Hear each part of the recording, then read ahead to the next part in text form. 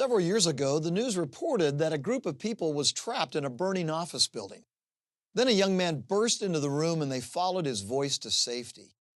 Hace años se reportó que habían personas atrapadas en un edificio en llamas. Un joven entró y lo siguieron a un lugar seguro. Las historias de los sobrevivientes revelaron que era un bombero voluntario que trabajaba en el edificio. A pesar de que él murió, salvó a muchos otros. Lucas describe a Jesús como el que salva. Nos demos cuenta o no, la humanidad está perdida y desesperada, sin ayuda ni esperanza. No hay escapatoria del juicio de Dios. Pero el Evangelio de Lucas nos recuerda que a costa de su propia vida, Jesús vino a salvarnos. Esta es la cuarta lección en nuestra serie Los Evangelios, y la hemos titulado El Evangelio según San Lucas. En esta lección, exploraremos cómo leer el tercer Evangelio del Nuevo Testamento con un mayor entendimiento y cómo aplicar sus enseñanzas a nuestras vidas. Exploraremos el Evangelio de Lucas en 3 etapas. Primero, consideraremos el trasfondo del Evangelio de Lucas. Segundo, veremos su estructura y contenido. Y tercero, observaremos algunos de sus temas principales. Comencemos con el trasfondo del Evangelio de Lucas. Veremos el trasfondo del Evangelio de Lucas considerando su autor, su audiencia original y la ocasión o circunstancias de su escritura. Vayamos primero a su autor. Desde el principio, debemos mencionar que el Evangelio de Lucas es ampliamente reconocido como el primero de 2 volúmenes. El segundo volumen es el libro de los Hechos, y debido a esto, preguntas sobre la autoría de Lucas están envueltas con preguntas acerca de la autoría de Hechos. Escuchemos el prefacio del Evangelio de Lucas en Lucas capítulo 1, versículos 1 al 4. Puesto que ya muchos han tratado de poner en orden la historia de las cosas que entre nosotros han sido ciertísimas, tal como nos lo enseñaron los que desde el principio lo vieron con sus ojos, y fueron ministros de la palabra, me ha parecido también a mí, después de haber investigado con diligencia todas las cosas desde su origen, escribírtelas por orden, oh excelentísimo Teófilo, para que conozcas bien la verdad de las cosas en las cuales has sido instruido. Y comparemos este pasaje con el prefacio similar en Hechos, capítulo 1, versículos 1 y 2, donde dice: En el primer tratado, oh Teófilo, hablé acerca de todas las cosas que Jesús comenzó a hacer y a enseñar hasta el día en que fue recibido arriba. Estos 2 prefacios indican que el autor escribió a alguien llamado Teófilo, y el prefacio de Hechos hace referencia a un primer libro. Esto ha dirigido a los académicos a concluir que el primer libro fue el Evangelio de Lucas. Hay también otra evidencia de que la misma persona escribió estos 2 libros. El estilo del griego de Lucas es similar al griego de Hechos, pero muy diferente al estilo de los otros evangelios. Los libros también enfatizan temas similares, como el ofrecimiento universal del Evangelio, el trabajo del Espíritu Santo, el irresistible poder de la voluntad y palabra de Dios, y la descripción frecuente de la obra de Cristo como salvación. Por lo tanto, asumiendo que un escritor produjo ambos libros, nos preguntamos, ¿quién fue? Investigaremos la autoría del tercer evangelio en 2 etapas. Primero, consideraremos el punto de vista tradicional, que señala que el evangelio fue escrito por un hombre llamado Lucas. Y segundo, exploraremos la historia personal de Lucas. Veamos primero el punto de vista tradicional, que señala que Lucas escribió este evangelio. El Evangelio de Lucas es técnicamente anónimo, porque este no menciona a su autor. Pero esto no debe sorprendernos. Teófilo ciertamente sabía quién lo escribió, así que no era necesario que el autor se identificara. Sin embargo, hay varias fuentes de información acerca de la identidad del autor. Por lo menos 3 tipos de evidencia confirman el punto de vista tradicional de que Lucas escribió el tercer evangelio. Primero, comentarios de otras partes del Nuevo Testamento apuntan a su autoría. El Nuevo Testamento indica que el autor del tercer evangelio estaba con Pablo en los últimos años de su ministerio. Por ejemplo, en el libro de los Hechos, el autor varias veces narra la historia en tercera persona, ellos, y en otras ocasiones en primera persona, nosotros. La última de estas narrativas en primera persona está en Hechos capítulo 27, versículo 1 al capítulo 28, versículo 16, que describe el viaje de Pablo a Roma. Más allá de esto, las epístolas de Pablo indican que Lucas era uno de sus pocos colaboradores durante este tiempo. Por ejemplo, en 2 de Timoteo, capítulo 4, versículo 11, cuando la muerte de Pablo se aproxima, Pablo le dijo a Timoteo, «Solo Lucas está conmigo». Información como esta no prueba que Lucas escribió el tercer evangelio y el libro de los Hechos, pero sí la hace una gran posibilidad. Segundo, antiguos manuscritos del Evangelio de Lucas también apuntan a Lucas como su autor. Uno de los primeros y más confiables manuscritos del Evangelio de Lucas es el papiro número 75. Generalmente se le llama como P75. Este manuscrito tiene una fecha alrededor del año 180 después de Cristo. Contiene más del tercer evangelio que otros manuscritos antiguos y lleva el título Según San Lucas. Muchos manuscritos antiguos también identifican a Lucas como el autor del evangelio, y ningún manuscrito antiguo atribuye esto a alguien más. Tercero, los escritos de la iglesia primitiva también identifican a Lucas como el autor. Documentos importantes de la iglesia primitiva constantemente asignan la autoría del tercer evangelio a Lucas. El fragmento muratoriano, fechado alrededor de los años 170 al 180 después de Cristo, es el documento más antiguo, conocido y listado en los libros del Nuevo Testamento, y fue considerado por la iglesia primitiva para ser canonizado. Este claramente afirma a Lucas como el autor del tercer evangelio. Otro testigo antiguo del Evangelio de Lucas es el llamado Prólogo antimarcionita, escrito alrededor de los años 160 al 180 después de Cristo para refutar la herejía de Marción. Introduce el tercer evangelio de esta manera. Lucas era sirio de Antioquía, médico de profesión, discípulo de los apóstoles y luego seguidor de Pablo.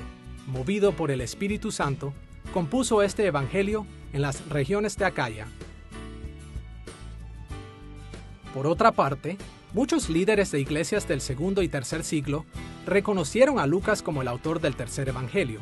Por ejemplo, la autoría de Lucas fue afirmada por Ireneo, quien vivió alrededor de los años 130 al 202 después de Cristo, por Clemente de Alejandría, quien vivió alrededor de los años 150 al 215 después de Cristo, y por Tertuliano, quien vivió entre los años 155 al 230 después de Cristo. Ahora que hemos afirmado el punto de vista tradicional de que Lucas es el escritor de este evangelio, veamos la historia personal de Lucas. El Nuevo Testamento nos dice por lo menos 4 cosas acerca de la historia personal de Lucas. Primero, él no fue un apóstol. De hecho, Lucas no parece haber sido un testigo ocular en ninguno de los eventos reportados en su evangelio. Escuchemos estos detalles en el Evangelio de Lucas, capítulo 1, versículos 1 y 2. Puesto que ya muchos han tratado de poner en orden la historia de las cosas que entre nosotros han sido ciertísimas, tal como nos lo enseñaron los que desde el principio lo vieron con sus ojos, y fueron ministros de la palabra. Segundo, Lucas también parece haber sido un gentil convertido al cristianismo.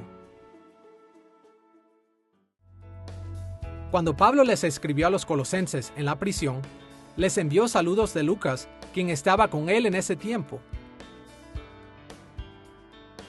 Escuchemos lo que Pablo escribió en el capítulo 4, versículo 14 de Colosenses. Os saluda Lucas, el médico amado, y Demas. Esto es importante porque en los versículos 10 y 11, Pablo ha dicho que Aristarco, Marcos y Jesús, llamado el Justo, eran los únicos judíos quienes estaban trabajando con él en ese tiempo, por lo que es razonable concluir que Lucas era un gentil.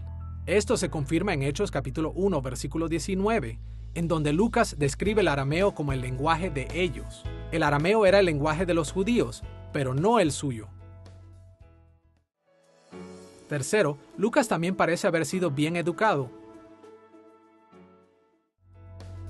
Muchos de los libros en el Nuevo Testamento están escritos en un griego de estilo bastante común, pero el Evangelio de Lucas muestra más sofisticación en su uso del lenguaje.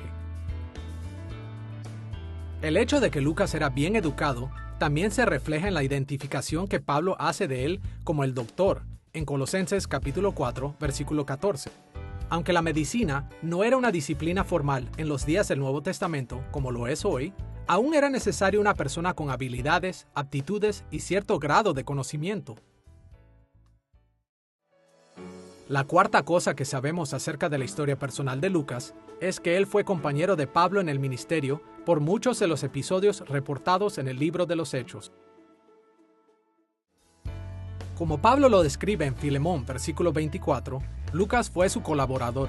De acuerdo a Hechos capítulo 16, versículos 6 al 10, Lucas primero se unió a Pablo en Troas, respondiendo al llamado misionero de ir a Macedonia. A partir de ese entonces, Lucas estuvo frecuentemente con Pablo, excepto por una larga estadía en Filipos, registrada en Hechos capítulo 16, versículo 40, al capítulo 20, versículo 5. La fidelidad de Lucas fue particularmente demostrada en Hechos capítulo 27, versículo 1, donde se une al peligroso viaje de Pablo a Roma. Ahora que hemos explorado la autoría del tercer evangelio, veamos la identidad de la audiencia original de Lucas. Exploraremos la audiencia original de Lucas en dos formas. Primero, observaremos la dedicación explícita del libro a Teófilo, y segundo, consideraremos la posibilidad de que el libro también fue dirigido a una audiencia más amplia. Comencemos con Teófilo como el primer lector de Lucas. El prefacio de Lucas implica que Teófilo era su patrocinador, el que comisionó y apoyó financieramente su escrito. En Lucas capítulo 1, versículo 3, Lucas dirige su trabajo al excelentísimo Teófilo, o Cratiste Teófilo. El término Cratiste era una expresión de alto honor. De hecho, solo es usada para describir a otras dos personas en todo el Nuevo Testamento, a los gobernadores romanos Félix y Festos. Si Teófilo no tenía un rango oficial romano alto, seguramente era una persona de prestigio y de importancia. Pero la relación entre Lucas y Teófilo era más compleja que un simple patrocinio. En cierto sentido, Teófilo era también un estudiante de Lucas. En Lucas capítulo 1, versículos 3 y 4, leemos estas palabras. Me ha parecido también a mí, después de haber investigado con diligencia todas las cosas desde su origen, escribírtelas por orden, oh excelentísimo Teófilo, para que conozcas bien la verdad de las cosas en las cuales has sido instruido. Teófilo ya sabía acerca de Jesús, pero Lucas escribió este completo y ordenado relato de la vida de Jesús para darle a Teófilo confianza en lo que le había enseñado. Habiendo visto que Lucas explícitamente citó a Teófilo como su primer lector, también es útil pensar que Lucas escribe a una audiencia más amplia. Hay muchas razones para pensar que Lucas escribió a una audiencia más amplia, y no solo a Teófilo. Por un lado, los primeros cristianos acostumbraban compartir cartas y otros escritos entre ellos. Como un ejemplo, escuchemos lo que Pablo escribió en Colosenses capítulo 4, versículo 16. Cuando esta carta haya sido leída entre vosotros, haced que también se lea en la iglesia de los laodicenses, y que la de Laodicea la leáis también vosotros. Dado que los primeros cristianos tendían a compartir sus escritos, parece razonable asumir que Teófilo habría estado dispuesto a compartir los libros de Lucas. Más allá de esto, el alto carácter literario del Evangelio hace que sea casi seguro que Lucas también tuvo una audiencia más amplia en mente. El estilo no es simplemente la de una nota privada para una sola persona. La investigación histórica extensiva a la que Lucas hace referencia en Lucas capítulo 1, versículo 3, también implica una audiencia más extensa. Y más allá de esto, La gran extensión del Evangelio y del libro de los Hechos sugiere que Lucas estaba produciendo un importante trabajo dirigido a una audiencia mayor. Pero ¿quiénes eran esta audiencia mayor? Lo más probable es que Lucas escribió principalmente para los cristianos gentiles. Por ejemplo, su estilo de griego es el de los gentiles, y su énfasis en el ofrecimiento universal del Evangelio del reino de Dios destacó que la salvación era para todas las naciones. Por supuesto, el Evangelio de Lucas habría sido valioso para los judíos cristianos también, pero no estaba dirigido hacia ellos como lo estaba el Evangelio de Mateo. In a general sense, God always intends the whole Bible to be read and understood by all His people throughout history. En sentido general, Dios siempre ha querido que la Biblia sea leída y entendida por su pueblo a través de la historia. Es importante reconocer que cuando el Espíritu Santo inspiró a ciertos autores para escribir libros particulares, obró a través de sus personalidades e intereses. Primero, Lucas diseñó su evangelio según las necesidades de Teófilo y de otros cristianos gentiles del primer siglo. En cambio, las audiencias modernas escuchan lo que Lucas les escribió a ellos.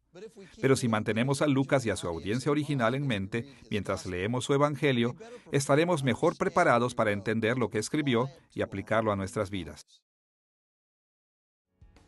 Conociendo quiénes son el autor y la audiencia del evangelio, estamos listos para examinar su ocasión o circunstancias de su escritura. Exploraremos la ocasión del evangelio de Lucas en dos sentidos. Primero, consideraremos su fecha de composición. Y segundo, observaremos el propósito de Lucas al escribir. Comencemos con la fecha del Evangelio de Lucas. Por lo menos dos factores apuntan a una fecha entre los años 65 y 67 después de Cristo.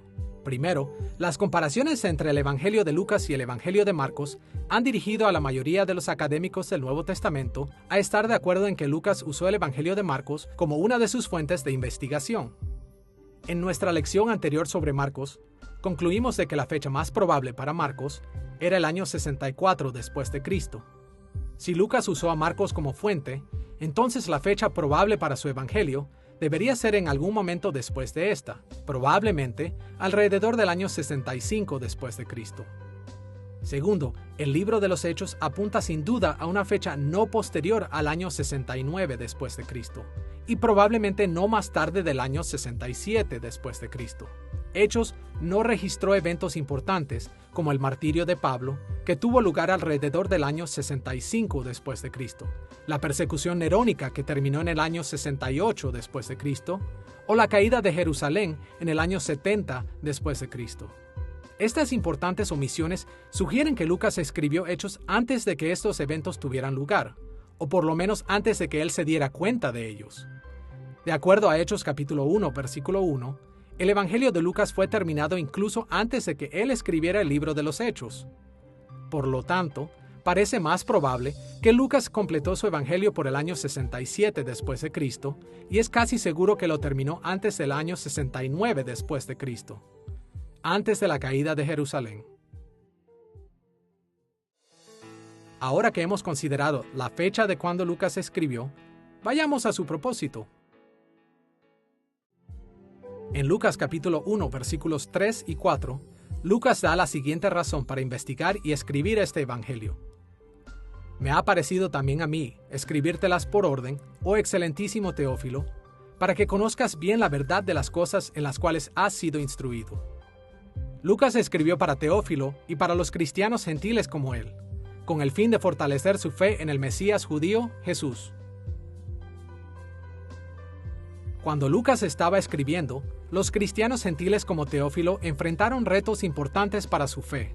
Estos retos vinieron de por lo menos dos fuentes. Primero, la persecución de Nerón de los cristianos en Roma creó un temor generalizado de que la persecución podría extenderse a través del imperio. Y este temor causó que algunas personas dudaran la proclamación cristiana de que Jesús había traído el reino de Dios. Segundo, los cristianos estaban discutiendo sobre el estado de los gentiles convertidos a la iglesia mayormente judía. Y este prejuicio y división levantó dudas acerca de la proclamación de que Jesús ofreció salvación a todas las familias de la raza humana. En respuesta a estos retos y dudas, Lucas escribió para asegurar a los creyentes gentiles que ellos habían hecho la elección correcta siguiendo a Jesús. Jesús realmente había inaugurado el reino de Dios. Y los cristianos judíos realmente eran miembros de la familia de Dios. Si ellos se mantenían fieles a Jesús, podían estar confiados de que recibirían todas las bendiciones de la salvación. Ahora que hemos visto el trasfondo del Evangelio de Lucas, vayamos a nuestro segundo tema, su estructura y contenido. You'll recall from earlier lessons in this series that on a large scale, all four Gospels. Recordemos que en las lecciones anteriores de esta serie, los 4 evangelios tratan cronológicamente la vida de Jesús. Organizan sus historias de Jesús conforme a diferentes principios. Por ejemplo, Mateo y Marcos a veces arreglan su material de acuerdo a ciertos temas. En comparación, Lucas arregló gran parte de su evangelio conforme a la geografía. Para nuestros propósitos en esta lección, dividiremos el Evangelio de Lucas en 6 secciones. Un corto prefacio en el capítulo 1, versículos 1 al 4, seguido de 5 grupos principales de relatos. La primera división principal del Evangelio describe los comienzos de Jesús y se enfoca en la región de Judea y el río Jordán. Esta sección abarca del capítulo 1, versículo 5, hasta el capítulo 4, versículo 13. La segunda división principal es la narración del ministerio de Jesús en Galilea, que se extiende desde el capítulo 4, versículo 14, al capítulo 9, versículo 50. La tercera división principal reporta el viaje de Jesús a Jerusalén, en el capítulo 9, versículo 51, al capítulo 19, versículo 27. La cuarta división principal es la narración del ministerio de Jesús en y cerca de Jerusalén, en el capítulo 19, versículo 28, al capítulo 21, versículo 38. Finalmente, la quinta y última división principal del Evangelio de Lucas es la narración de la crucifixión y resurrección de Jesús fuera de Jerusalén, encontrada en el capítulo 22, versículo 1, al capítulo 24, versículo 53. Puesto que ya hemos visto el prefacio de Lucas, enfocaremos nuestra atención en las 5 divisiones principales de su narración, comenzando con los comienzos de Jesús en Lucas capítulo 1, versículo 5 al capítulo 4, versículo 13. El relato de Lucas sobre los comienzos de Jesús inicia un poco antes del nacimiento de Jesús y se extiende por toda su vida hasta antes de su ministerio público. La preocupación principal de Lucas en estos capítulos fue mostrar que Jesús fue tanto hijo de Dios como hijo de David, haciéndolo totalmente divino y totalmente humano. Más aún, como el hijo de David, Jesús era también el Mesías o el Cristo, el que proveería salvación al mundo trayendo el reino de Dios a la tierra.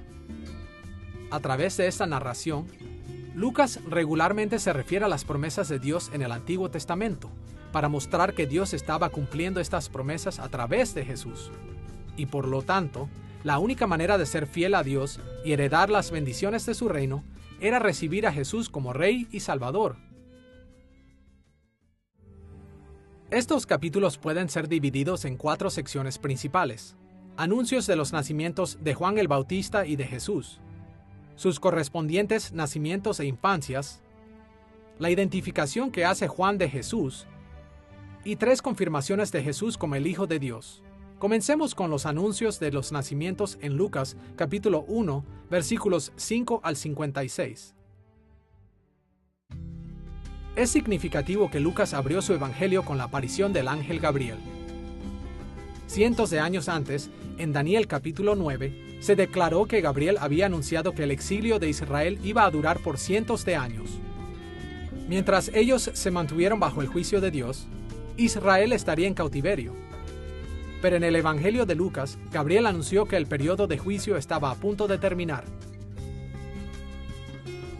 En Lucas capítulo 1, versículos 5 al 25, Gabriel predijo el nacimiento de Juan el Bautista, visitó al sacerdote Zacarías en Judea y le dijo que Elizabeth, su esposa estéril, tendría milagrosamente un hijo. Ellos llamarían a ese niño Juan. Él sería lleno del Espíritu Santo desde su nacimiento y serviría en el espíritu del gran profeta Elías para preparar el camino para la salvación de Dios. Al principio, Zacarías dudó del mensaje de Gabriel, por lo que quedó mudo hasta que su hijo nació. Lucas compara el anuncio del nacimiento de Juan con el anuncio más grande hecho por Gabriel, el anuncio del nacimiento de Jesús, en Lucas capítulo 1, versículos 26 al 38. Gabriel le dijo a María que Dios milagrosamente engendraría un hijo en su vientre, siendo Dios mismo el padre del niño. El Hijo de Dios iba a ser nombrado Jesús, que significa Salvador. Por otra parte, él heredaría el trono de su antecesor David, lo que significa que él sería el Mesías, el gran hijo de David, quien traería la salvación del eterno reino de Dios a la tierra. Como María y Elizabeth eran primas, María visitó a su prima Elizabeth en Judea para decirle que estaba embarazada del Hijo de Dios. Leemos acerca de esta visita en Lucas capítulo 1, versículos 39 al 56. Cuando María saludó a Elizabeth, Juan saltó de gozo en el vientre de su madre, y Elizabeth inmediatamente fue llena del Espíritu, por lo que entendió el significado de la reacción de su bebé. Elizabeth bendijo a María, llamando al hijo de María su Señor. Y en respuesta, María cantó su famosa alabanza, generalmente llamada el Magnificat, en Lucas capítulo 1, versículos 46 al 55, expresando su gran regocijo por la salvación que vendría a través de su hijo. Siguiendo los anuncios de los nacimientos, Lucas comparó los nacimientos e infancias de Juan y Jesús en Lucas capítulo 1, versículo 57, al capítulo 2, versículo 52. El relato de Lucas del nacimiento e infancia de Juan se encuentra en Lucas capítulo 1, versículos 57 al 80. Juan nació de sus padres ancianos, y cuando ellos lo presentaron en el templo al 8º día para la circuncisión, la voz de su padre regresó.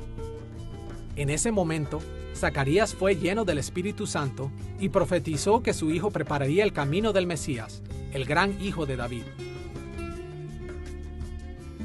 Escuchemos cómo Zacarías describió el rol del Mesías en Lucas capítulo 1, versículos 69 al 76. Dios nos levantó un poderoso Salvador en la casa de David su siervo, como habló por boca de sus santos profetas que fueron desde el principio, para acordarse de su santo pacto, del juramento que hizo a Abraham nuestro padre.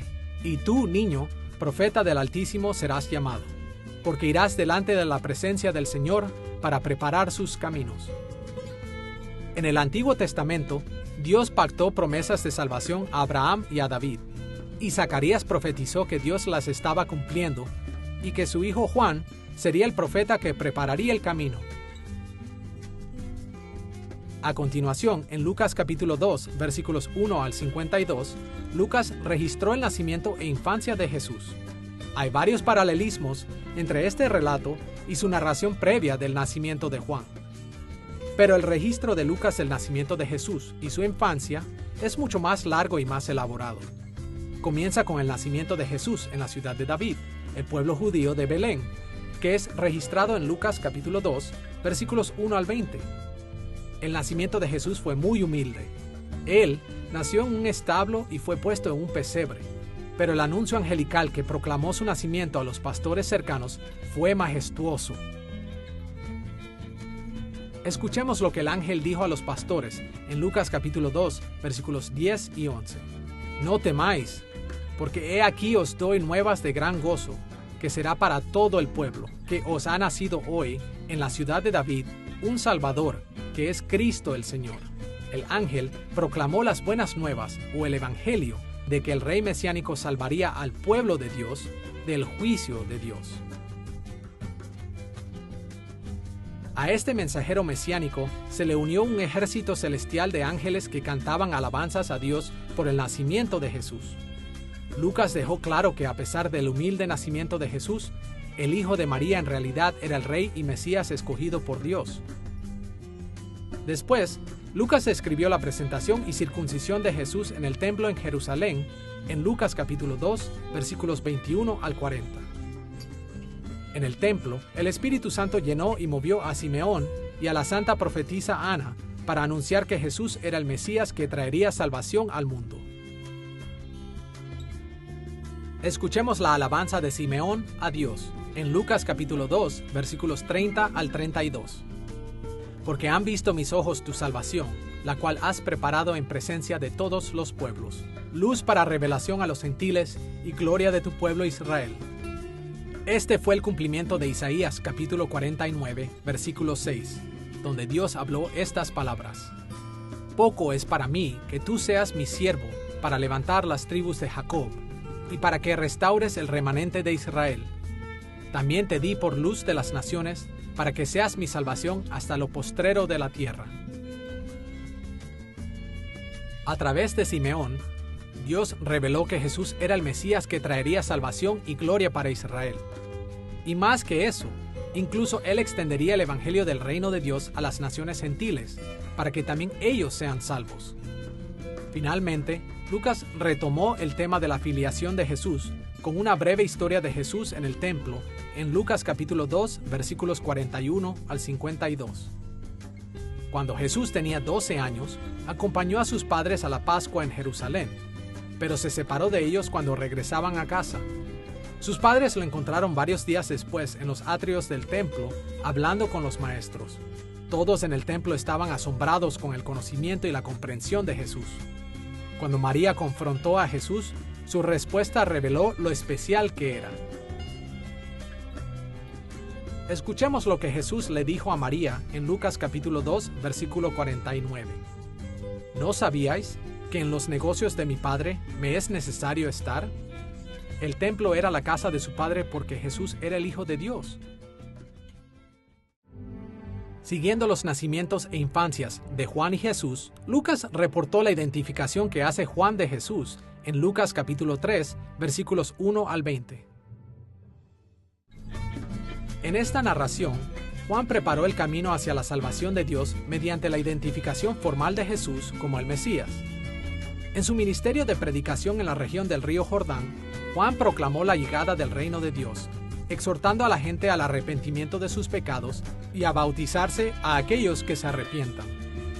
Pero cuando Jesús vino a él para ser bautizado, Juan lo identificó como el Mesías y plenamente declaró que él no era digno de desatar las sandalias del Mesías. Juan dijo que Jesús bautizaría con el Espíritu Santo, como fue profetizado en pasajes del Antiguo Testamento, como en Isaías capítulo 44, versículo 3. Y Ezequiel capítulo 39, versículo 29. Y esto significó que la era final de la historia había llegado, el tiempo cuando la salvación de Dios sería completamente realizada. Ahora que hemos considerado cómo Juan identifica a Jesús, vayamos a la cuarta y final sección de esta narración, la confirmación de Jesús como el Hijo de Dios en Lucas capítulo 3, versículos 21 al capítulo 4, versículo 13. Lucas provee 3 diferentes confirmaciones de Jesús como el Hijo de Dios. Comencemos con una confirmación divina en Lucas capítulo 3, versículos 21 y 22. Escuchemos la descripción del bautismo de Jesús en Lucas capítulo 3, versículo 22. Y descendió el Espíritu Santo sobre él en forma corporal, como paloma, y vino una voz del cielo que decía: Tú eres mi Hijo amado, en ti tengo complacencia. En el bautismo de Jesús, Dios mismo confirmó públicamente que Jesús era su Hijo a través de la aparición visible del Espíritu y su voz desde el cielo. A continuación, Lucas provee una confirmación genealógica de que Jesús era el Hijo de Dios en Lucas capítulo 3, versículos 23 al 38. Al igual que Mateo, Lucas trazó la genealogía de Jesús a través de la línea directa de David y Abraham. Pero a diferencia de Mateo, Lucas extendió su registro para incluir la línea directa de la humanidad hasta llegar a Adán. Para entender el significado de esta genealogía, escuchemos la forma en que termina Lucas capítulo 3, versículo 38. Hijo de Set, hijo de Adán, hijo de Dios.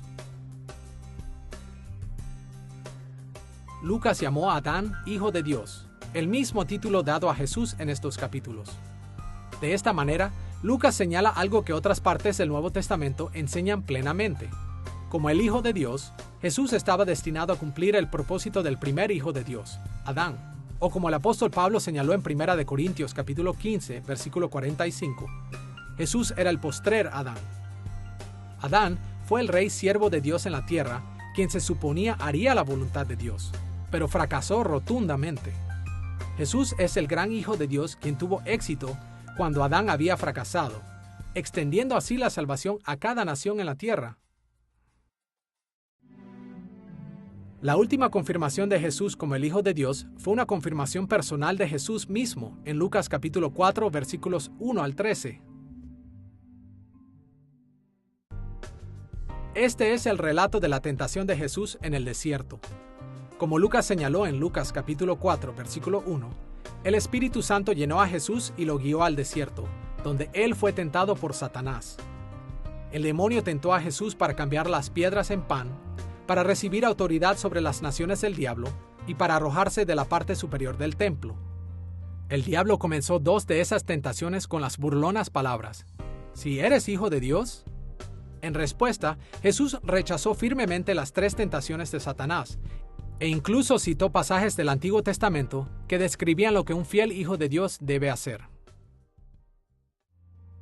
Debido a que esto sigue a la genealogía de Jesús que termina con Adán como el Hijo de Dios, el relato de Lucas de la tentación de Jesús debe ser vista en contraste con el relato de la tentación de Adán en Génesis capítulo 3. En esa historia, el demonio tentó a Adán en el jardín del Edén. Cuando Adán pecó, Dios maldijo a la creación y echó a toda la humanidad al desierto. En contraste, Jesús resistió la tentación en el desierto, y esto confirmó que él realmente era el fiel Hijo de Dios quien traería al pueblo fiel de Dios de regreso al paraíso. Después de los comienzos de Jesús en Judea y la región del Jordán, la siguiente sección principal que el Evangelio de Lucas reporta es el ministerio de Jesús en Galilea. Esta sección se extiende desde el capítulo 4, versículo 14, al capítulo 9, versículo 50. Lucas reportó muchos ejemplos del poder milagroso de Jesús y de la predicación del Evangelio a fin de probar que Jesús era el Salvador ungido por el Espíritu que había sido prometido en el Antiguo Testamento.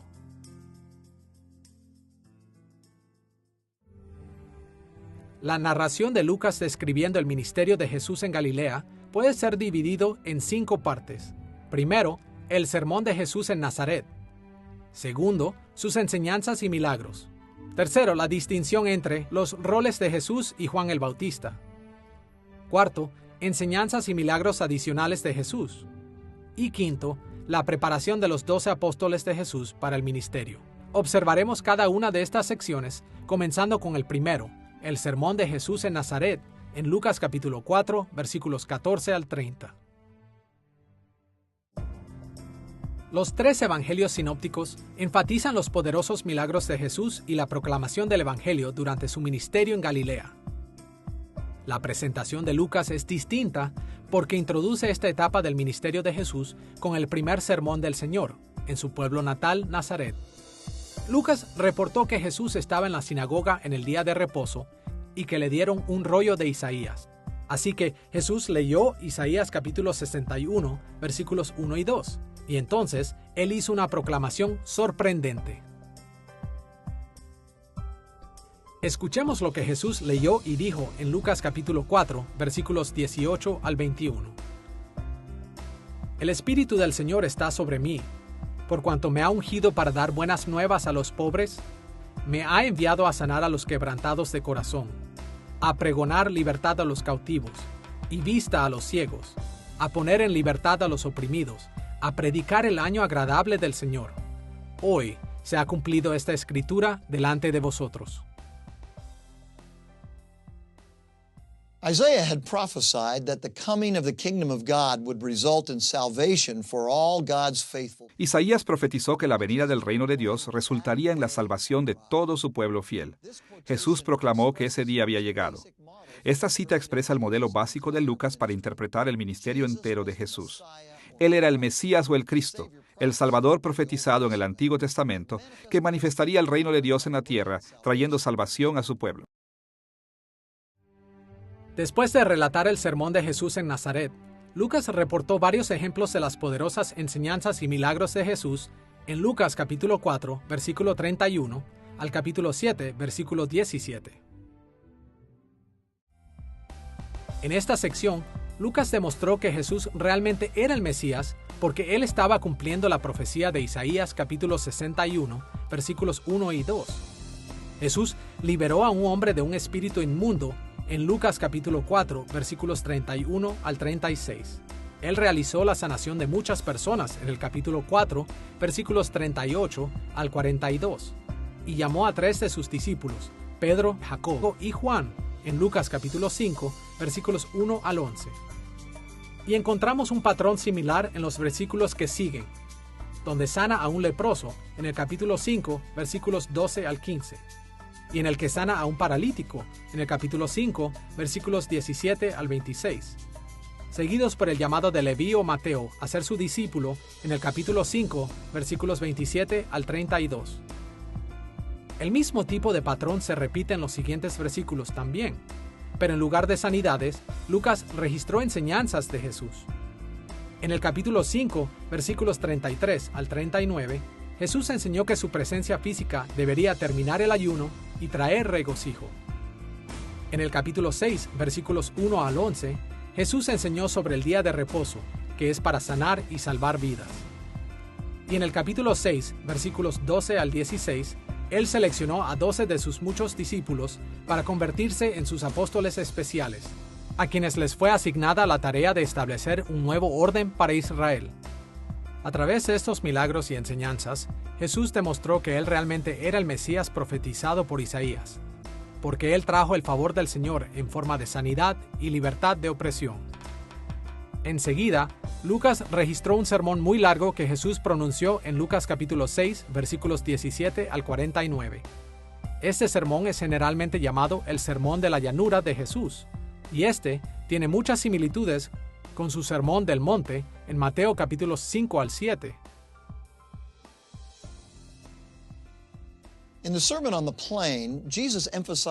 En el Sermón de la Llanura, Jesús enfatizó el mismo gran cambio que Isaías había profetizado. Los pobres serán bendecidos, los hambrientos serán saciados, los que lloran reirán. Dios bendecirá a los indefensos. Las buenas nuevas fueron un paso más allá.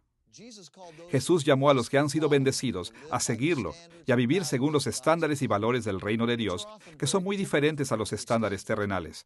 Por ejemplo, los llamó a amar a los extraños e incluso a sus enemigos, en contraste a los valores del mundo que nos dicen que debemos ser cautelosos con los extraños y que odiemos a nuestros enemigos.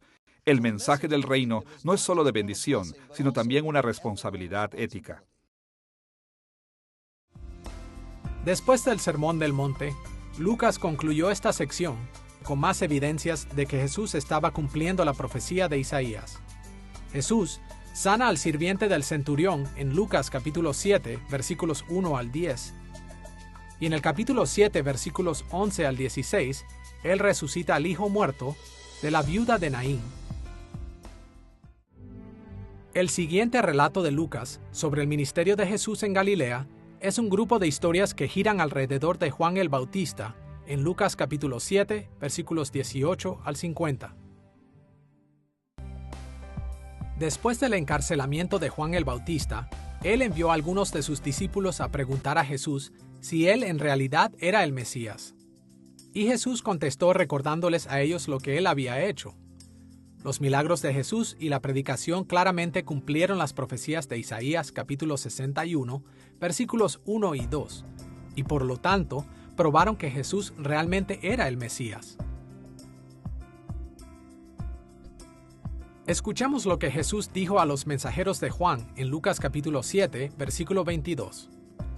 Id, haced saber a Juan lo que habéis visto y oído. Los ciegos ven, los cojos andan, los leprosos son limpiados, los sordos oyen, los muertos son resucitados, y a los pobres es anunciado el Evangelio. Jesús continuó afirmando que Juan era el más grande de los profetas, pero aún Juan no era mayor que la persona más pequeña en el reino de Dios. Y Lucas remarcó este punto en el capítulo 7, versículos 47 al 50, explicando que Jesús en realidad perdonó los pecados de la mujer inmoral que lavó sus pies.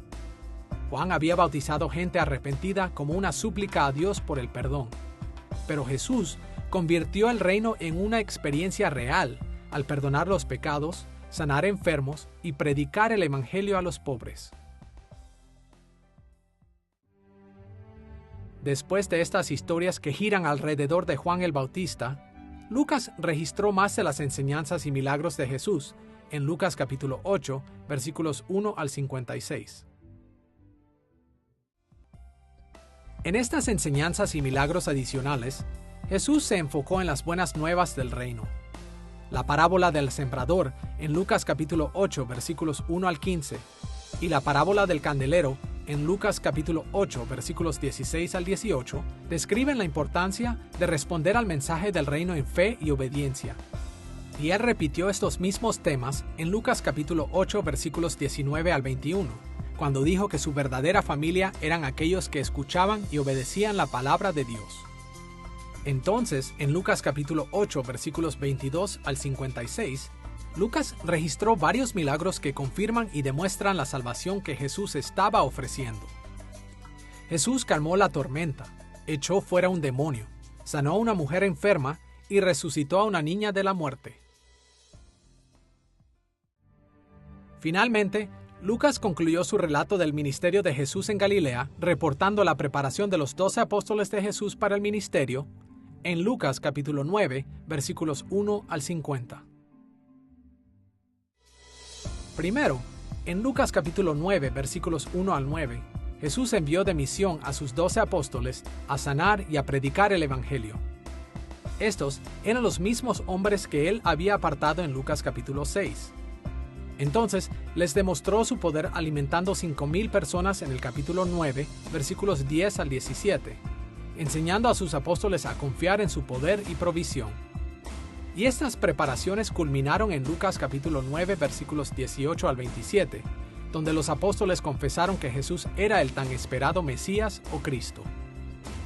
Lucas concluyó esta sección con varias historias acerca de la preparación que Jesús continuó dando a sus apóstoles para el ministerio, especialmente el ministerio que ellos tendrían después de que Él ascendiera al cielo.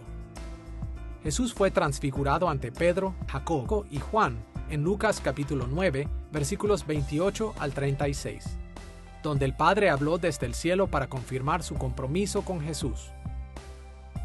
Entonces, Jesús realizó un exorcismo extremadamente difícil en el capítulo 9, versículos 37 al 45, y enseñó sobre la grandeza del reino en el capítulo 9, versículos 46 al 50.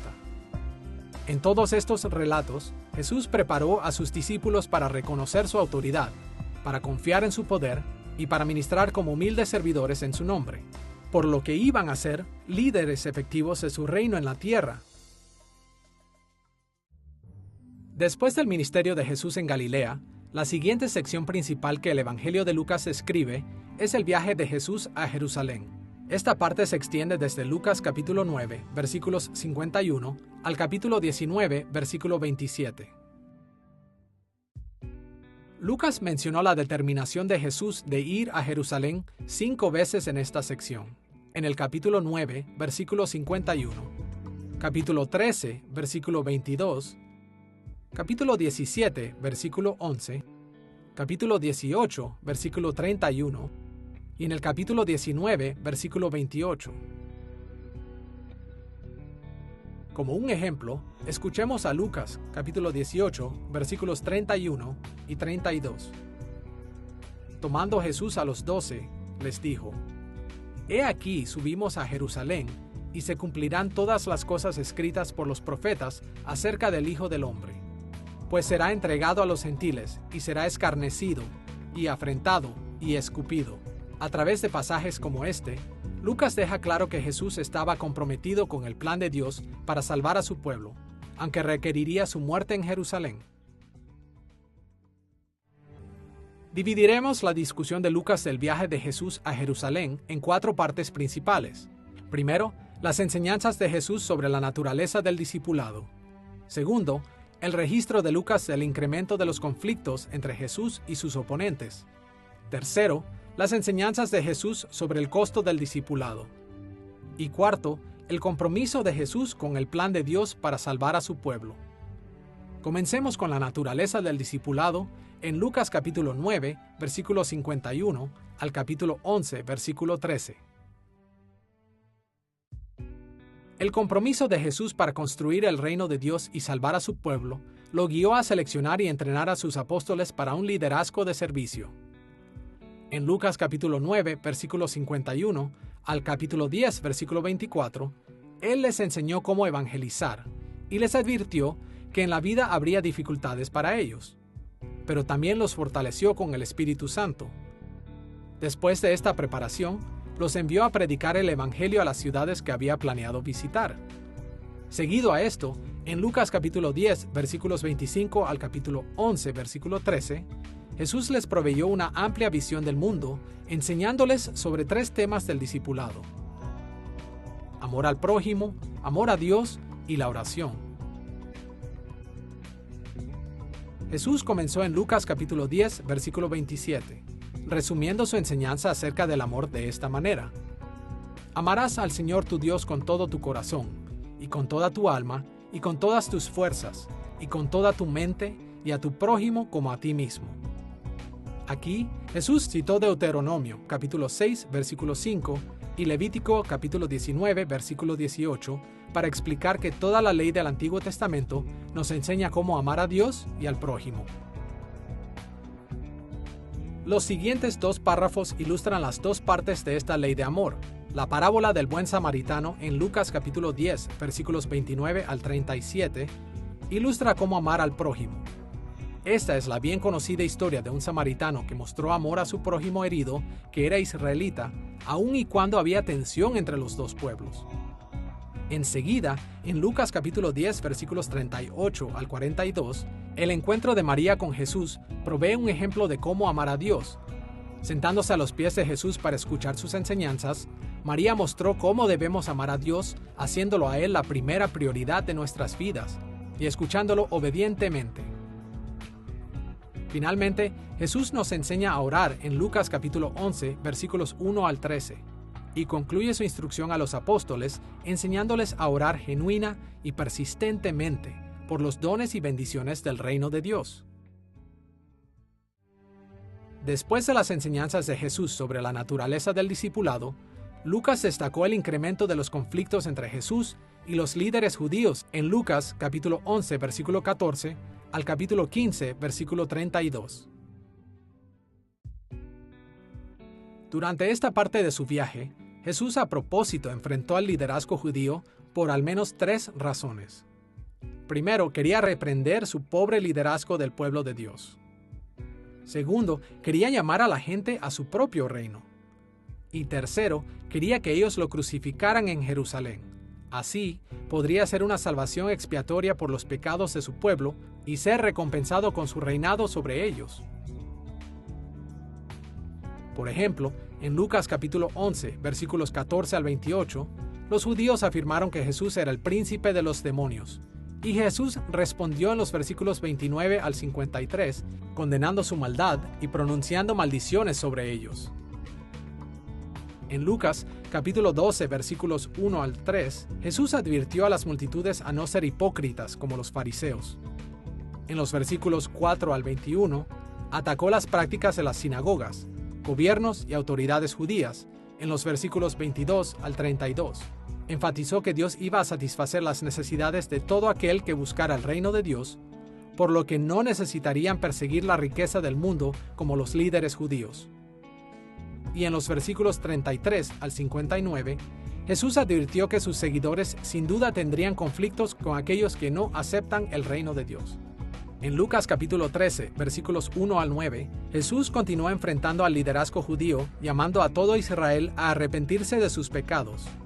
En los versículos 10 al 17, se agudizó la controversia de sanar a una mujer encorvada en el día de reposo, enfureciendo al principal de la sinagoga. Y en los versículos 18 al 30, Jesús enseñó que al reino de Dios no entrarán muchos que pensaron serían admitidos, condenando claramente a los principales líderes judíos y a sus seguidores. Y en los versículos 31 al 35, Lucas registró que la tensión siguió en aumento entre Jesús y el rey judío Herodes, quien había estado planeando matarlo. En Lucas capítulo 14, Jesús provocó a los líderes judíos aún más. En los versículos 1 al 24, Él sanó a un hombre en el día de reposo, y así criticó los valores mundanos de los líderes judíos, sugiriendo que ninguno de ellos heredaría el reino de Dios. En los versículos 25 al 34, Jesús advirtió a sus seguidores que podrían perder todo en sus vidas como resultado del conflicto que tendrían con aquellos que se le oponen. Después de una introducción en el capítulo 15, versículos 1 y 2, Jesús otra vez busca el conflicto con los líderes judíos a través de sus parábolas acerca de cosas perdidas: la oveja perdida, la moneda perdida y el hijo pródigo. En cada historia, Jesús llamó a su pueblo a rechazar la exclusividad hipócrita de los fariseos y maestros de la ley, y a regocijarse cuando Dios encuentra a sus hijos entre los pecadores perdidos del mundo. Después de registrar las enseñanzas de Jesús sobre la naturaleza del discipulado y su incremento de los conflictos con los líderes judíos, Lucas enfoca su relato del viaje de Jesús a Jerusalén en el costo del discipulado en Lucas capítulo 16, versículo 1 al capítulo 18, versículo 30. Jesús quería que sus seguidores entendieran que sus vidas en el reino serían un modelo de su propia vida. Serían perseguidos por los líderes del mundo y tendrían que luchar para mantenerse fieles a Dios. Desde el capítulo 16, versículo 1 al capítulo 17, versículo 10, Jesús enseñó que el discipulado implica ver todo lo que tenemos como posesión de Dios, que Él nos ha confiado como sus mayordomos, para ser usados totalmente para sus propósitos. También advirtió que las bendiciones terrenales pueden ser un obstáculo, incluso previniendo a los ricos a reconocer y recibir el verdadero evangelio. Finalmente, alentó a la fe y al arrepentimiento, asegurándonos que no importa cuánto bien hagamos, nuestra mejor acción sigue siendo no hacer más de lo que Dios requiere. En el capítulo 17, versículo 11, al capítulo 18, versículo 8, Jesús se enfoca en el eventual juicio de este mundo. Las cosas buenas que recibimos como salud, posesiones y justicia deberían hacernos ver la bondad de Dios y hacernos orar para que nos bendiga con ellas en esta vida. Pero estas están destinadas a perecer en el juicio final.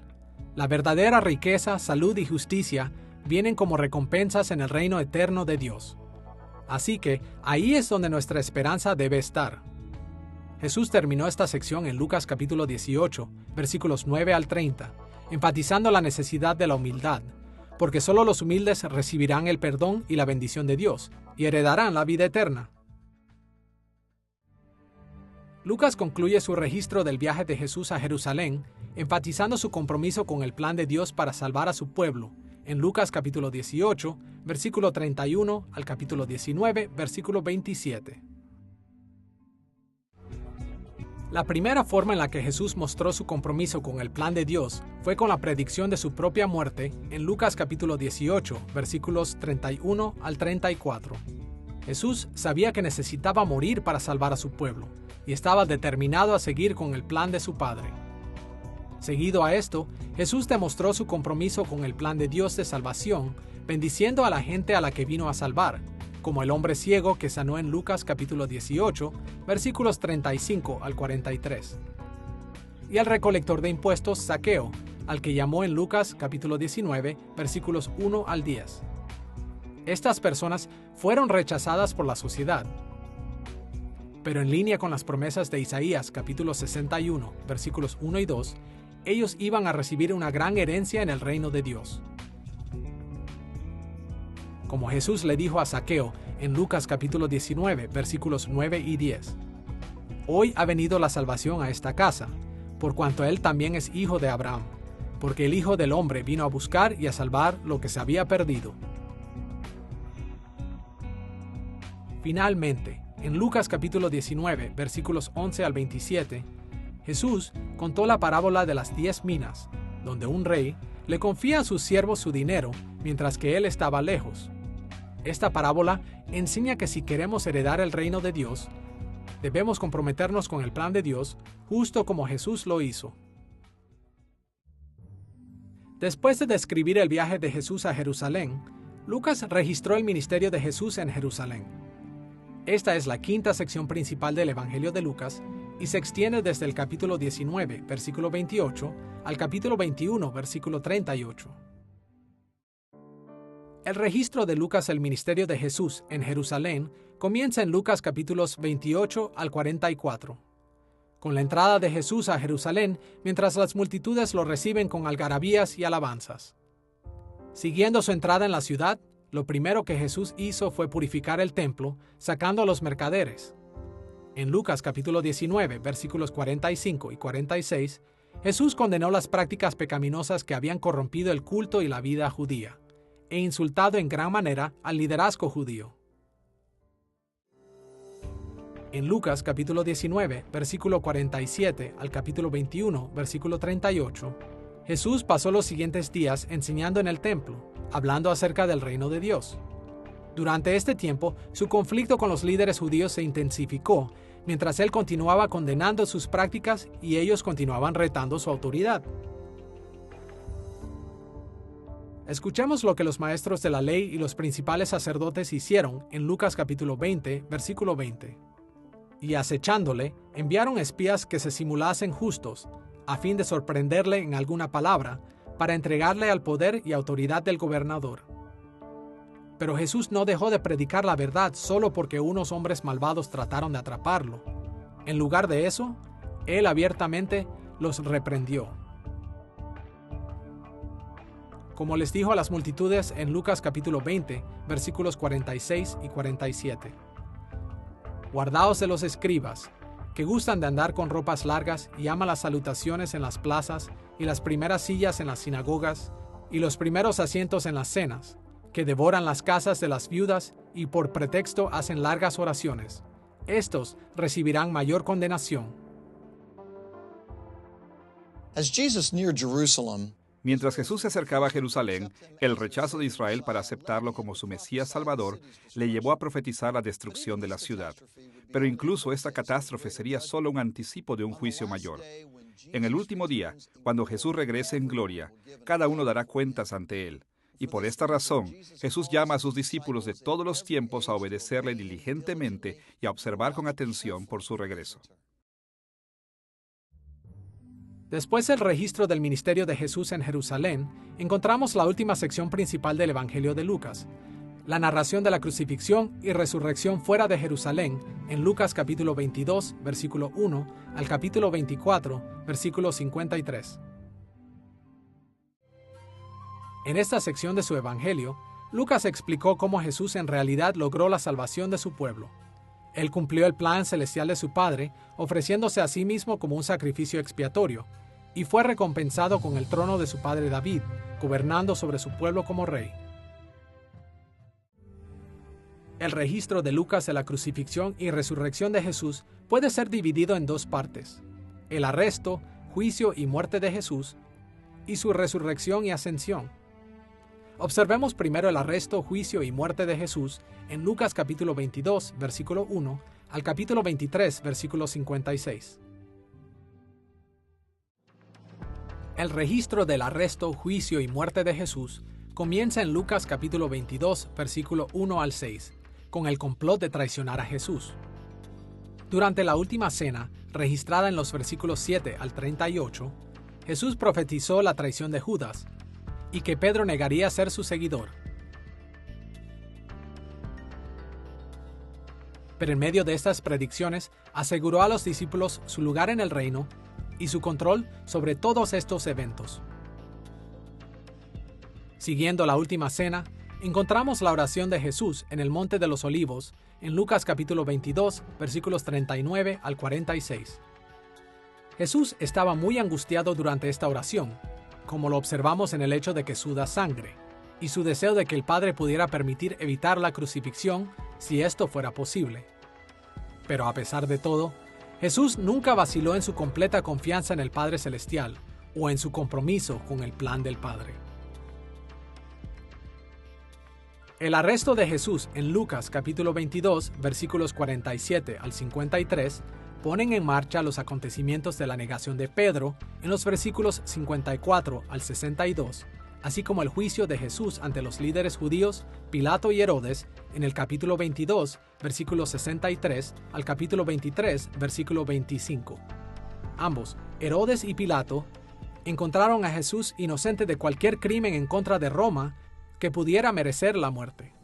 Pilato, sin embargo, cedió a la presión de los líderes judíos y de la multitud y condenó al inocente Jesús a ser crucificado. Curiosamente, la narración de Lucas del arresto y juicio de Jesús no se enfocó en la muerte cercana de Jesús, sino en su identidad como el Cristo. Escuchemos este intercambio entre Jesús y los líderes judíos en Lucas capítulo 22, versículos 67 al 70. ¿Eres tú el Cristo? Dínoslo. Y les dijo: Si os lo dijere, no creeréis. Pero desde ahora, el Hijo del Hombre se sentará a la diestra del poder de Dios. Dijeron todos: Luego, ¿eres tú el Hijo de Dios? Y él les dijo: ¿Vosotros decís que lo soy? En este pasaje, Jesús se identificó a sí mismo como el Cristo, el Hijo del Hombre y el Hijo de Dios. Estos términos se refieren al hecho de que Él era el Mesías que había sido profetizado en el Antiguo Testamento. Después de sus juicios, la crucifixión de Jesús es descrita en Lucas capítulo 23, versículos 26 al 49. En los versículos 43 al 46, Lucas cita 2 veces las palabras que Jesús habló desde la cruz, palabras que ningún otro de los escritores de los evangelios preservaron para nosotros. Esas palabras enfatizan 2 de los puntos que Lucas ha mencionado repetidamente en su evangelio. Primero, que Jesús está lleno de compasión por los desvalidos, y segundo, que Jesús confió en su Padre, quien estaba en control de todos estos eventos. En Lucas capítulo 23, versículo 43, Jesús respondió con compasión al ladrón que estaba a su lado en la cruz, con estas palabras: De cierto te digo que hoy estarás conmigo en el paraíso. Y en el versículo 46, Jesús gritó con confianza en su Padre, diciendo: Padre, en tus manos encomiendo mi espíritu.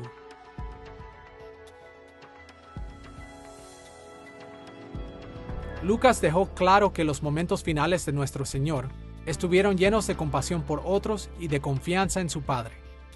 Enseguida, en Lucas capítulo 23, versículos 50 al 56, Lucas proveyó el relato de la sepultura de Jesús en un sepulcro abierto en una peña, su cuerpo sin preparar para su entierro, porque el día de reposo estaba a punto de comenzar. No es difícil ver cómo los lectores perseguidos de Lucas podrían identificarse con los sufrimientos de Jesús. Cualquier persecución que estuvieran enfrentando, Jesús la enfrentó peor, y lo que es más, lo hizo por ellos. Si su Señor estuvo dispuesto a sufrir y a morir por su causa, ciertamente ellos deberían estar dispuestos a sufrir y a morir por Él. Pero esto no era solo una deuda. Así como Jesús fue recompensado por su obediencia y sufrimiento, sus obedientes seguidores serían también recompensados por su sufrimiento. Finalmente, después de describir los eventos del arresto, juicio y muerte de Jesús, Lucas concluye su evangelio con el relato de la resurrección y ascensión de Jesús en Lucas capítulo 24, versículos 1 al 53. En el capítulo 24, versículos 1 al 12, Lucas registró el descubrimiento de la tumba vacía de Jesús, el mensajero angelical y la incredulidad desconcertada de sus discípulos. Jesús había resucitado de la muerte, tal y como lo había predicho. Había conquistado la muerte para él y para todos aquellos que tenían fe en él. Lucas capítulo 24, versículos 13 al 35, regresa a la historia más tarde en el mismo día, cuando Jesús se reúne con sus discípulos en el camino a Emaús. Él les enseñó a leer el Antiguo Testamento a la luz de su propio ministerio y resurrección. Cada cosa que la Biblia tiene registrada apunta a Jesús y a su misión salvadora. En Lucas capítulo 24, versículos 36 al 49, Jesús se les aparece a sus discípulos y les anima a testificar de estos eventos. Les dijo que continuaran con su misión predicando las buenas nuevas de arrepentimiento y perdón para todas las naciones. Después Lucas arregla el escenario para su segundo volumen, el libro de los Hechos, reportando la promesa de Jesús de enviar el Espíritu Santo para capacitarlos para esta tarea. Lucas concluyó su evangelio en el capítulo 24, versículos 50 al 53, con la ascensión corporal de Jesús al cielo. En respuesta a este milagro, los discípulos adoraron, se regocijaron y alabaron a Dios. Las buenas nuevas de gran gozo que el ángel había anunciado en Lucas capítulo 2, versículo 10, finalmente habían llegado al pueblo de Dios. Jesús, el resucitado, el victorioso Señor, era su Salvador.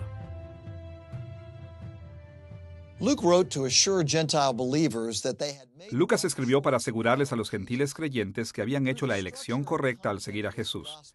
A través de la estructura y contenido de su evangelio, Lucas demostró que cada aspecto de la vida de Jesús fue parte del plan de Dios para establecer su reino. Él era el Hijo de Dios y el Hijo de David, quien vino a cumplir las profecías de Isaías acerca de la salvación.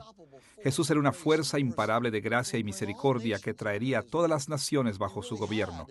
Él realmente había inaugurado el reino de Dios. Realmente estaba ofreciendo salvación a todas las familias de la raza humana y realmente salvaría a todo aquel que le fuera fiel. Habiendo considerado el trasfondo y la estructura y contenido del Evangelio de Lucas, estamos listos para dirigirnos a nuestro último tema principal. En esta sección de nuestra lección, exploraremos algunos de los temas principales que Lucas enfatizó.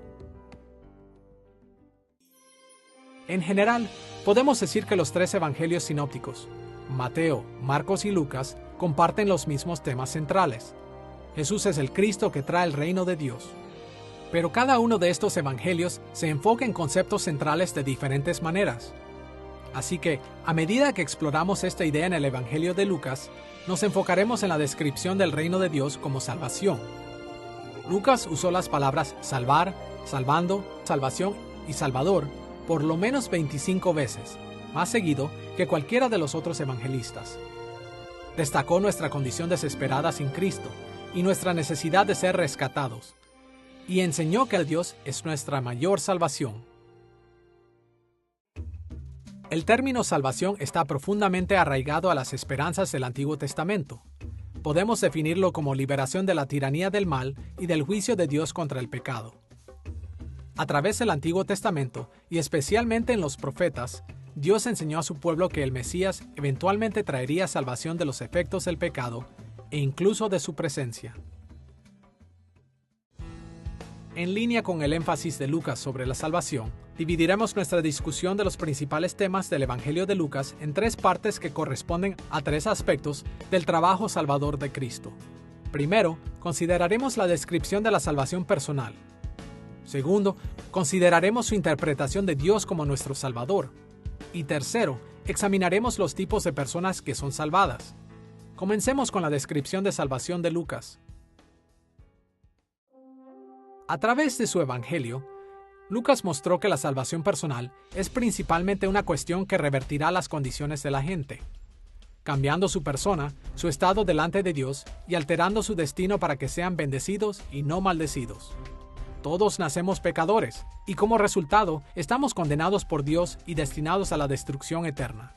Pero el Evangelio ofrece perdón de los pecados, así que Dios no tiene más razón para condenarnos. Como Lucas a menudo lo dijo, la salvación es el resultado de la paz entre nosotros y Dios. Y con nuestro nuevo estatus favorecido, recibimos bendiciones eternas en el reino de Dios, las cuales heredaremos cuando Jesús regrese y perfeccione la tierra, en donde no habrá enfermedad o muerte, o discapacidad o pena. Y sin importar cómo sean nuestras vidas actuales, seremos ricos y privilegiados en el mundo por venir. Recordemos que en Lucas capítulo 7, Juan el Bautista envió mensajeros para preguntar a Jesús si él realmente era el Mesías. Y Jesús respondió, parafraseando a Isaías capítulo 61, versículos 1 y 2. El mismo pasaje que leyó en la sinagoga al inicio de su ministerio público. Escuchemos una vez más lo que Jesús dijo en Lucas capítulo 7, versículo 22. Los ciegos ven, los cojos andan, los leprosos son limpiados, los sordos oyen, los muertos son resucitados, y a los pobres es anunciado el Evangelio. Cada cosa que Jesús mencionó aquí fue una forma de salvación, un cambio de condiciones malas a condiciones buenas. En la nueva tierra, estas malas condiciones serán totalmente eliminadas, e incluso ahora, la salvación nos anticipa estas bendiciones eternas. Pero los grandes cambios de la salvación no están limitados a nuestras circunstancias externas. También cambia nuestro interior. como Jesús dijo en Lucas capítulo 6, versículos 27 al 36. Amad a vuestros enemigos, haced bien a los que os aborrecen, bendecid a los que os maldicen, y orad por los que os calumnian. Amad pues a vuestros enemigos, y haced bien, y prestad, no esperando de ello nada, y será vuestro galardón grande, y seréis hijos del Altísimo, porque Él es benigno para con los ingratos y malos. Sed pues misericordiosos, como también vuestro Padre es misericordioso. Las bendiciones del reino no solo cambian circunstancias externas, también cambian el carácter y la perspectiva de aquellos que son salvos. Al igual que los cambios externos, estos cambios internos se manifiestan parcialmente en el mundo presente y por completo en el siguiente mundo. En estos momentos, nosotros comenzamos a pensar y actuar en forma diferente porque el Espíritu Santo mora en nosotros y vemos al mundo con ojos nuevos. Estos cambios continuarán en el cielo, donde seremos totalmente libres de la presencia, corrupción y consecuencias del pecado, y serán completados cuando Jesús regrese y nos dé nuestros cuerpos nuevos en la tierra nueva. Estas bendiciones de la salvación explican por qué una y otra vez en el Evangelio de Lucas la respuesta apropiada a la salvación es el regocijo. Lo vemos a través de los muchos cantos incluidos en Lucas. El canto de Zacarías en Lucas capítulo 1, versículos 68 al 79. El canto de María en Lucas capítulo 1, versículos 46 al 55. Y el canto de Simeón en Lucas capítulo 2, versículos 29 al 32. Regocijarse en la salvación es también mencionada en los anuncios angelicales, como el mensaje dado a Zacarías en Lucas capítulo 1, versículo 14, y las buenas nuevas de gran gozo dadas a los pastores en Lucas capítulo 2, versículos 10 y 11. Y el regocijo es el tema constante de las parábolas de Jesús de la oveja perdida, la moneda perdida y el hijo pródigo en Lucas capítulo 15. Jesús resume la respuesta de regocijo de esta manera en Lucas capítulo 6, versículos 21 al 23. Bienaventurados los que ahora lloráis, porque reiréis. Gozaos en aquel día y alegraos. Dios quiere la salvación para darnos regocijo. Él quiere regocijarnos porque nuestros pecados han sido eliminados, y porque tenemos una relación pacífica con Él, y porque estamos heredando las bendiciones de su reino. Este tema era tan importante para Lucas que él incluso terminó su evangelio con esto. Escuchemos en Lucas capítulo 24, versículos 52 y 53, donde registró lo que los discípulos hicieron después de que Jesús ascendió al cielo. Ellos volvieron a Jerusalén con gran gozo y estaban siempre en el templo, alabando y bendiciendo a Dios. Con esta descripción de la salvación, vayamos a nuestro segundo tema principal, el énfasis que hizo Lucas sobre Dios como nuestro Salvador. Consideraremos a Dios como nuestro Salvador en 3 pasos. Veremos que la salvación viene por el poder de Dios, de acuerdo al plan de Dios y a través del Hijo de Dios. Observemos primero el hecho de que la salvación viene por el poder de Dios. El Evangelio de Lucas hace eco en la idea que tiene el Antiguo Testamento de que Dios es el Salvador de su pueblo. Este es un tema predominante en los primeros capítulos de Lucas, que marcan la pauta para todo el libro. María se regocijó porque Dios era su Salvador, en Lucas capítulo 1, versículo 47. Zacarías cantó acerca de la salvación que Dios estaba trayendo, en Lucas capítulo 1, versículos 68 al 79. Escuchemos lo que Simeón dijo cuando sostuvo al bebé Jesús, en Lucas capítulo 2, versículos 29 y 30. Ahora, Señor, despides a tu siervo en paz, conforme a tu palabra, porque han visto mis ojos tu salvación. Simeón se refirió a Dios como el soberano Señor, o déspota en griego, atribuyéndole a Dios el poder y la autoridad sobre toda la creación. Y con el término tu salvación, Simeón indicó que Dios está usando su poder para traer la salvación. Y este tema continúa a través del Evangelio de Lucas. Por ejemplo, Juan el Bautista proclamó la salvación de Dios en el contexto de su renovación de toda la tierra en Lucas capítulo 3, versículo 6, y en Lucas capítulo 18, versículos 26 y 27. Jesús enseñó que la salvación es imposible para el hombre, pero que para Dios todo es posible. Lucas quería que sus lectores entendieran que Dios está en control de todas las cosas, que la salvación no puede ser alcanzada por la fuerza, inteligencia, determinación o riqueza humana. La salvación solo le pertenece a Dios. Es su obra, lograda por su poder. Solo Dios tiene la autoridad para liberar a las personas de su juicio. Solo Dios tiene el poder para cambiar a las personas en su interior. Solo Dios tiene el poder requerido para traer su reino a la tierra. Y solo Dios tiene la habilidad de recompensar a su pueblo con las bendiciones de ese reino. Además de enfatizar que la salvación viene del poder de Dios, Lucas enseñó que la salvación es parte del plan de Dios. Por ejemplo, cuando Jesús comenzó su ministerio público en Lucas capítulo 4, Él leyó Isaías capítulo 61, versículos 1 y 2, y asombró a la multitud diciendo que se estaba cumpliendo esa profecía en ese mismo momento y lugar. Y durante el resto de su evangelio, Lucas continuó demostrando que la salvación es el plan de Dios, revelando que los dramáticos eventos de la vida de Jesús cumplieron las promesas del Antiguo Testamento. Escuchemos las palabras de Jesús casi al final de su ministerio público en Lucas capítulo 24, versículo 44. Era necesario que se cumpliese todo lo que está escrito de mí en la ley de Moisés, en los profetas y en los salmos. Todo el Antiguo Testamento habla acerca de la salvación que Dios está cumpliendo a través de Jesús. El plan de Dios siempre ha sido salvar a su pueblo de esta manera. Otra forma en que Lucas demostró que la salvación cumple con el plan de Dios fue señalando con regularidad que las cosas que hizo Jesús eran necesarias porque Dios había requerido que sucedieran. Como un ejemplo, escuchemos la forma en la que Jesús describió su sufrimiento y muerte en Lucas capítulo 9, versículo 22. Es necesario que el Hijo del Hombre padezca muchas cosas y sea desechado por los ancianos, por los principales sacerdotes y por los escribas, y que sea muerto y resucite al tercer día. Notemos que cuando Jesús explicó lo que iba a suceder, Él usó la palabra necesario, que se traduce de la palabra griega dei. ¿Por qué era necesario? ¿Por qué Dios lo exigió? Cada cosa que le pasó a Jesús era parte del antiguo plan de Dios para salvar a su pueblo. El tercer punto que mencionaremos para demostrar que Dios es nuestro Salvador es que la salvación viene a través de Jesucristo, el Hijo de Dios. El Evangelio de Lucas repetidamente afirma que Jesús es el Hijo de Dios.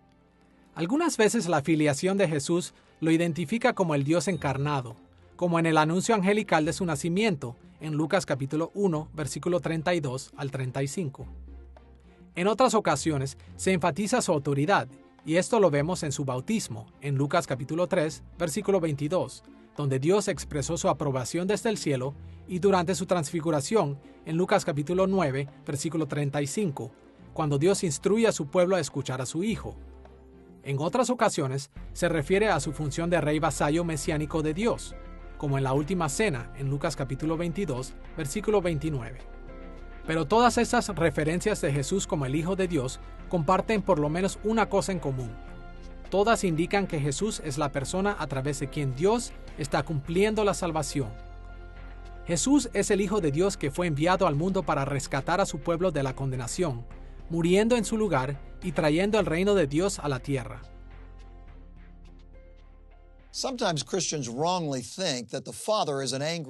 Algunas veces los cristianos pensamos equivocadamente que el Padre es un Dios furioso que nos odia y que Jesús es su Hijo rebelde que se levanta en favor nuestro. Pero no hay nada más alejado de la realidad. Jesús solo vino a salvarnos porque su Padre lo mandó. Sí, Jesús realmente es nuestro Salvador, y Él realmente nos salva del juicio del Padre. Pero es crucial entender que la salvación que Él nos trae tiene su origen en el Padre. Como el Hijo de Dios, Jesús solo hizo lo que el Padre le mandó. Él usa el poder de Dios para cumplir el plan de Dios. Y de esta manera, la obra salvadora de Jesús es prueba de que Dios el Padre es nuestro Salvador. Ahora que hemos observado que Lucas hace la descripción de la salvación y a Dios como nuestro Salvador, vayamos al tercer tema principal en el Evangelio de Lucas: la variedad de personas que son salvadas. En los días de Jesús, nadie se habría sorprendido si él hubiera ofrecido salvación a aquellos que ocupaban lugares de honor o de poder en la sociedad. Nadie se habría preguntado por qué él salvó a los que estrictamente cumplían la ley de Dios. Nadie se habría maravillado si él hubiera condenado a la gente que la sociedad judía ya despreciaba, personas a las que aparentemente Dios había pasado por alto para bendecirlos, porque de alguna manera habían fallado. Pero eso no fue lo que Jesús hizo, y uno de los principales temas del Evangelio de Lucas es llamar la atención hacia la gente que Jesús sorprendentemente salvó y dio honor y estatus. Para nuestros propósitos en esta lección, nos limitaremos a observar 4 sorprendentes tipos de personas, a los que Lucas frecuentemente dirigió su atención, comenzando con los gentiles. El Antiguo Testamento dice que los gentiles eventualmente serán traídos al reino de Dios, recibiendo su salvación y sus bendiciones. Pero los judíos en los días de Israel normalmente despreciaban a los gentiles, excluyéndolos de las bendiciones principales del reino de Dios. En el tiempo en que Lucas escribió su evangelio, la iglesia cristiana en todo el mundo consistía en gran medida de los gentiles convertidos. A través de la historia, Dios había demostrado claramente su intención de bendecir a los gentiles en maneras sorprendentes. Y como vimos anteriormente en esta lección, una de las razones por las que Lucas escribió fue para asegurar a los gentiles que ellos no habían cometido un error al convertirse en cristianos. Así que a través de su evangelio, él dirigió la atención a aquellos lugares en donde la salvación había sido extendida a los gentiles, en cumplimiento de las esperanzas y los ideales del Antiguo Testamento. Por ejemplo, en Lucas capítulo 2, versículos 10 al 14, los ángeles anunciaron que el gozo del Evangelio sería para todo el pueblo y para los hombres en la tierra. En lugar de decir que el nuevo rey de Israel había nacido para salvar a los judíos, los ángeles hablaron en términos más generales. Y en Lucas capítulo 2, versículo 32, Simeón proclamó que el pequeño Jesús sería una luz para la revelación a los gentiles. Y mientras los 4 evangelios citan Isaías capítulo 40 en la historia de Juan el Bautista, solo Lucas capítulo 3, versículo 6 extiende la cita para incluir las palabras «toda carne verá la salvación de Dios». Lucas también señaló que los samaritanos, a quienes los judíos consideraban sus enemigos, podrían ser salvos. Por ejemplo, en Lucas capítulo 17, versículos 11 al 19, Jesús sanó a 10 leprosos, pero el único leproso que regresó para agradecerle era samaritano. Y solo Lucas registró la parábola del buen samaritano, encontrada en Lucas capítulo 10, versículos 30 al 37, en donde el samaritano era un ejemplo del amor al prójimo. Más allá de esto, Lucas registró momentos cuando los gentiles demostraron verdadera fe en Jesús como el Salvador. Por ejemplo, en Lucas capítulo 7, versículo 9, Jesús habló de un centurión romano. Os digo que ni aún en Israel he hallado tanta fe. Como vimos anteriormente en esta lección, Lucas trazó la genealogía de Jesús hasta Adán, implicando que Jesús vino para salvar a toda la raza de Adán, incluyendo tanto a judíos como gentiles. El segundo sorprendente tipo de personas que recibieron salvación en el Evangelio de Lucas fueron los pecadores. Ahora, en un sentido importante, todos los seres humanos son pecadores. Pero había algunas personas en los días de Jesús cuyos pecados eran tan grandes y tan públicos que estas personas eran esencialmente desterradas por la sociedad judía, como la mujer inmoral, en Lucas capítulo 7, versículos 36 al 50, y Zaqueo, el recolector de impuestos, en Lucas capítulo 19, versículos 1 al 9. Los recolectores de impuestos eran pecadores porque ellos se ganaban la vida cobrando a sus compatriotas impuestos exorbitantes que no eran requeridos por el gobierno. Pero Jesús vino a salvarlos incluso a ellos, y estaba ansioso de otorgar la salvación a todo aquel que se arrepintiera en fe.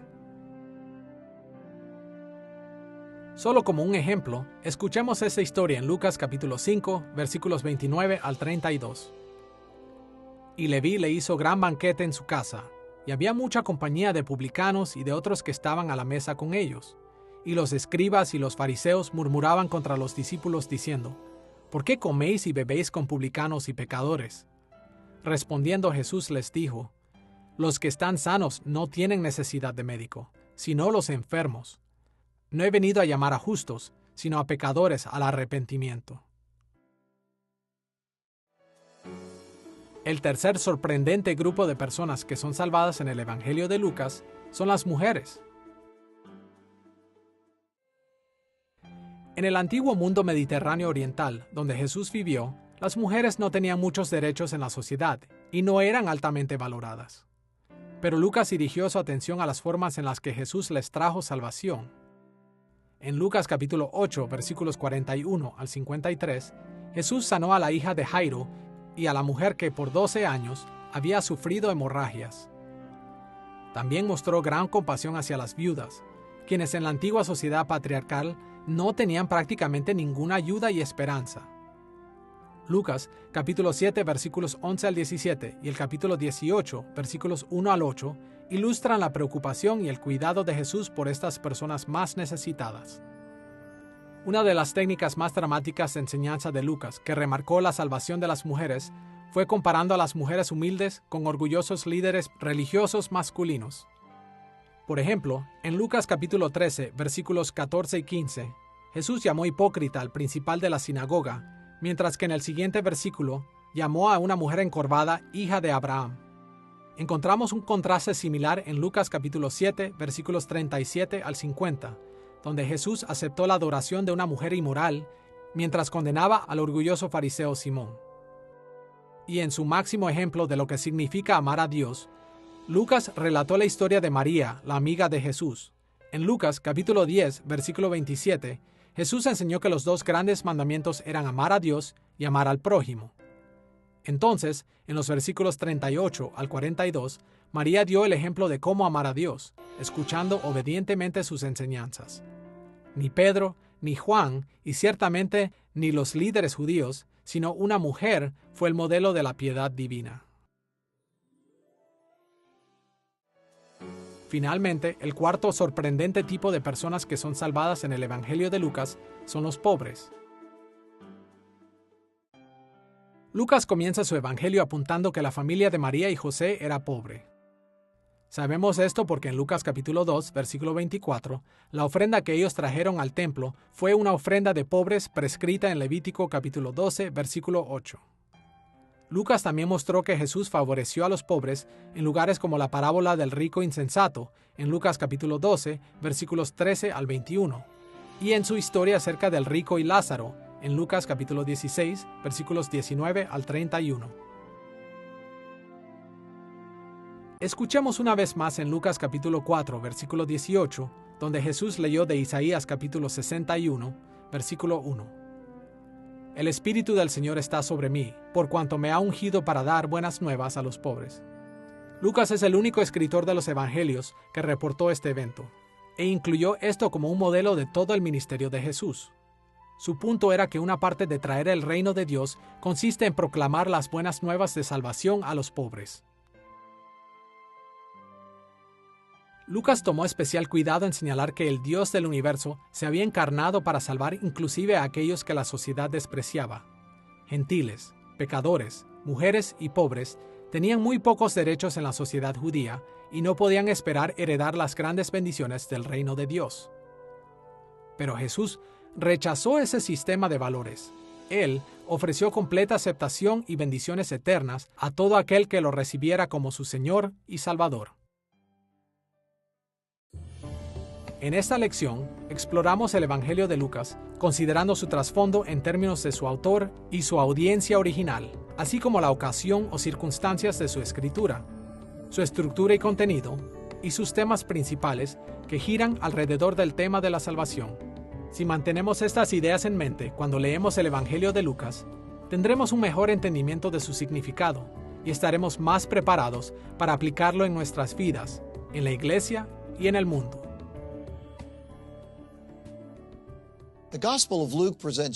El Evangelio de Lucas presenta a Jesús como el glorioso Hijo de Dios, quien vino a la tierra como el amante salvador del mundo. Él extendió las buenas nuevas de la salvación de Dios para todos, independientemente de su origen étnico, posición económica o condición. En sus días, el Evangelio de Lucas aseguró a los gentiles cristianos que no habían cometido ningún error al seguir al Mesías judío. Y lo mismo es para cada época.